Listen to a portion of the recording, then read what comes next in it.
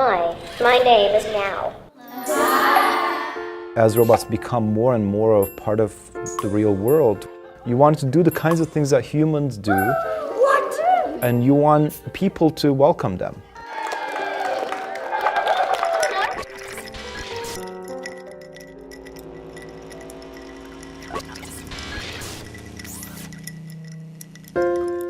I'm very optimistic that we're going to see a boom of robotic technologies that are helping people here and there in every aspect of their lives.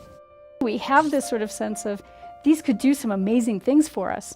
Robot helping reduce strain in a factory, helping somebody have a less dangerous job. Having a robot that can support a child in school. Hi, Daniel. Are you ready to read? And if they could wash my dishes, that would be good too. It should be easy to interact with and not like a frustrating, annoying thing.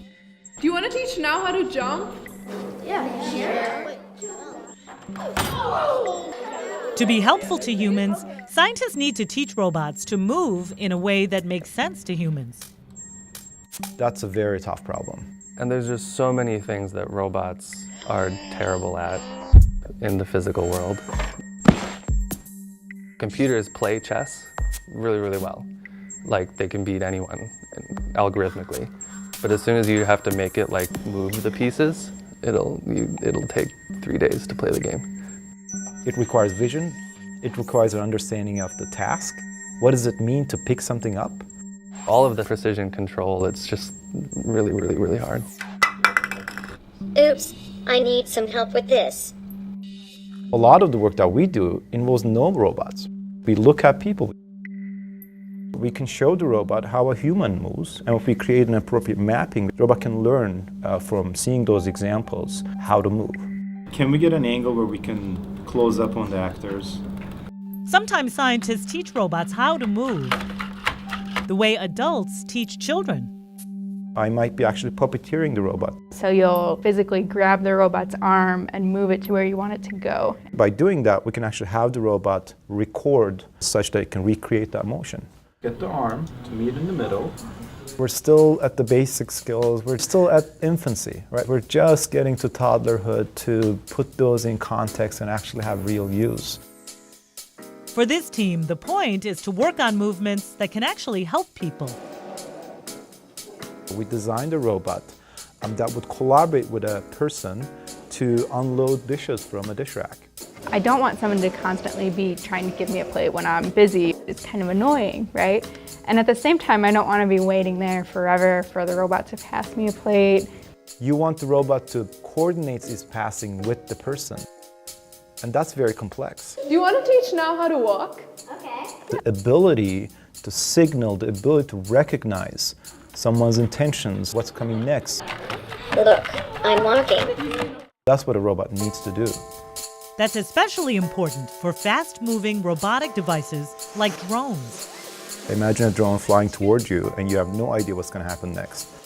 How do I get that drone to indicate to you that it's going to actually change course? We wanted the drone to be able to communicate its intentions. So what we did is that we looked at animation, how people have communicated intent, such as arcing.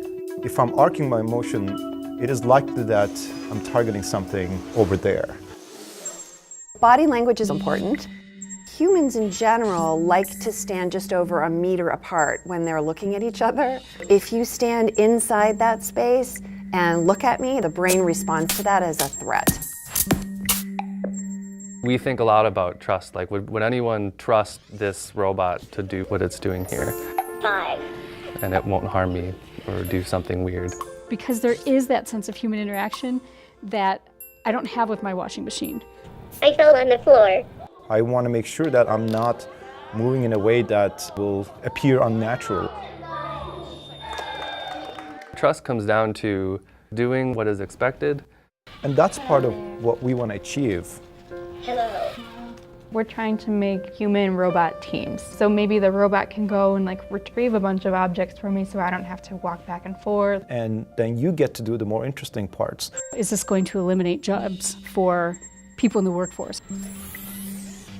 This is us working through our worst fears about technology. Automation is not what I'm intending to do here.